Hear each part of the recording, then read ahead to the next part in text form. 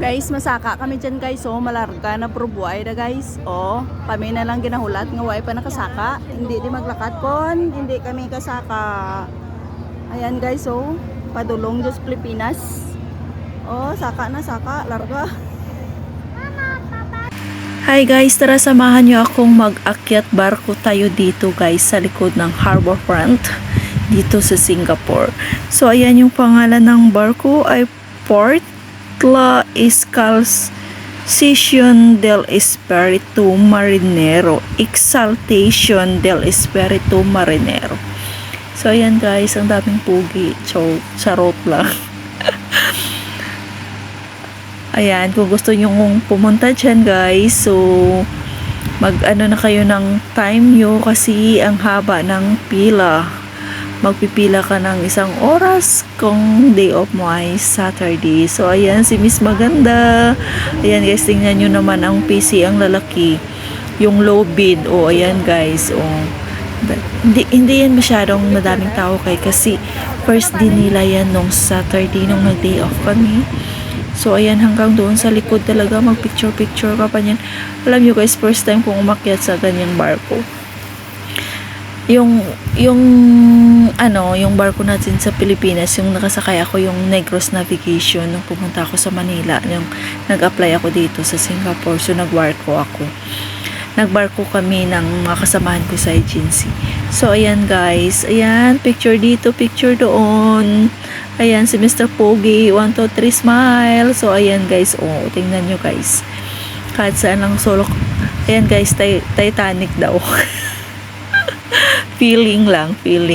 Oh, yan guys, kahit sa gilid-gilid magpicture ka. Yan si Miss Maganda guys, ang tangkad nyo. Oh, ayan yung pangalan ng barko guys. Oh, nagpapakyut ka siya, nagpapapicture. Oh, ano bang magawa natin kung day off, mag-ano tayo ng mga memories natin dito, diba? So ayan, magandang babae. Oh, tingnan nyo, may nagpapaselfie dan feel na feel. Ayan guys, madaanan mo yan papunta ng Sentosa kasi sa likod yan papunta na yan ng Sentosa. So Titanic feeling si Kate. So ayan guys, thank you so much. Ayan, picture pa more. Si Mr. Pogi, ayan, nagbabantay sa entrance guys. So ang dami naming picture, diba? Tingnan nyo, lahat ng mga marinero dyan, nagpa-picture kami. Tapos yung gunisisi ko pa yung kusina nila guys. Sabi ko, ano yung ulam? Kasi naamoy mo yung mabangong ulam. Tapos yung nagsalita, yung sumagot sa akin, hindi ko maintindihan. Pero nakita ko yung meatballs doon. Yun ang lalaki ng mga bilog-bilog nila sa kadaming itlog. Yan talaga. Parang wala akong may nakitang guys, dilata guys. Walang sardinas. So ayan, stolen. So ayan guys, yung harapan ng barko nila. Tingnan niyo. Hindi nakatingin si kuya. Ayan, nakatingin na siya. Ayan, ng pinsan ko, ayan sa entrance yan, yung palabas na kami. Kasi pagpapasok, naka-selfie na ako sa kanya.